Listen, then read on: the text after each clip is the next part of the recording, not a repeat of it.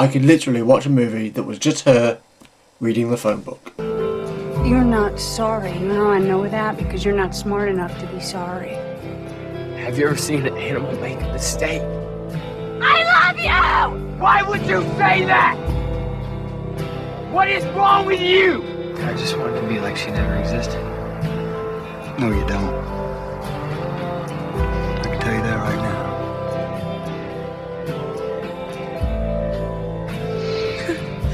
You're so nice. Sometimes I'm scared of myself.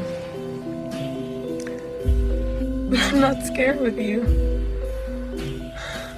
Okay, welcome to my review for All the Real Girls, released in 2003, starring Zoe Deschanel and Paul Schneider, and it's also got Danny McBride, who was in that Eastbound and Down, and he was in Pineapple Express. As I say, I'm a big Zoe Deschanel fan, as I mentioned obviously in my intro, and I was really looking forward to seeing this movie. And I have to say, I did enjoy it, but I didn't enjoy it as much as I thought. Now, there's a few reasons for this, but I'll start with some things that I did like about it, and then I'll move on to some stuff I didn't like so much. The director is David Gordon Green, who directed Pineapple Express, but he also directed a little film called Snow Angels with Olivia Thirlby and Sam Rockwell in it, which I was a big fan of. It was one of my favourite movies of that year, actually.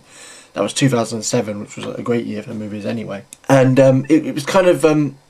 what he does is mostly he does movies about like small towns, small town people, and very contained dramas. But he did do Pineapple Express, which is obviously very different, which why that was an unusual choice for him at the time.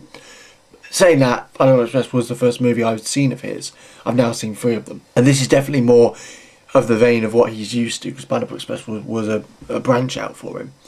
And basically what happens is Zoe Deschanel plays this girl from obviously a small town, let's say, and then Paul Schneider plays this guy who's got a reputation of a bit of a womanizer, and they fall for each other, and they're very worried because of his kind of past and all that. And the movie is shot really well, but I mean a lot of that's to do with location, but it's got this really kind of dream-like feel to it, due to some of the locations, and they use voiceovers quite a bit, so they'll show images of flowing streams and, you know, moving trees and stuff, and they'll do voiceover over it, which gives this really kind of ethereal, dreamlike quality to it, which I really enjoyed.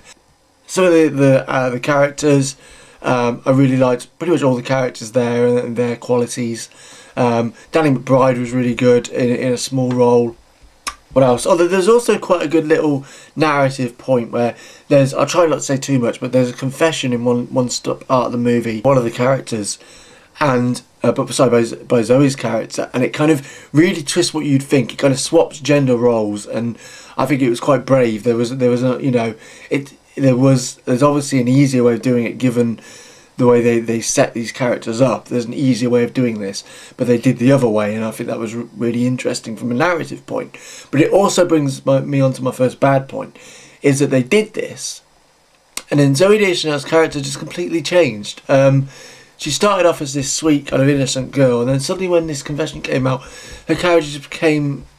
They didn't play it right, I didn't think. They should have played it where she was more apologetic and stuff, but they didn't. They just played it as if she was turned into a bitch instantly, and it just annoyed me, and I didn't think it was very good. And also, though I think the chemistry between them was good, between Paul Schneider and Zoe Deschanel was good in the softer kind of low-key moments, there was an issue with kind of when they got really into the drama.